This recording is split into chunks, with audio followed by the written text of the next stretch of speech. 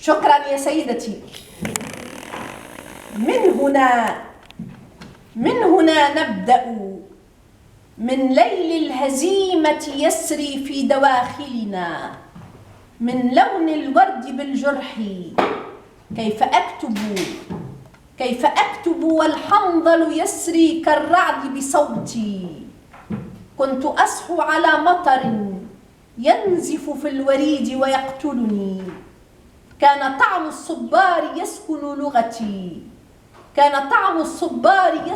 لغتي، وكنت اللغة المنسية من زمن الطوفان.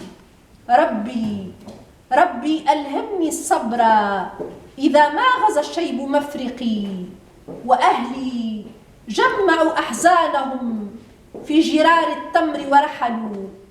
كنت أعزف لحنا بدويا يساقط من صدر امرأة ضيعت على حافة العمر موالها. أنا يا آدم شردني الطين ذات تفاحة، وكان دمي يتوزع بين القبائل نائحا. أنا يا آدم ضيعت ذاكرتي في عمق الصحراء، ووحدي على حافة الموت أجمع ما ضاع مني وما انكسر.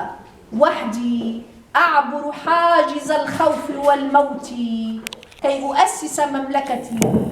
سأمحو إذن ذاكرة النسيان وأصنع أسطورتي. شكرا.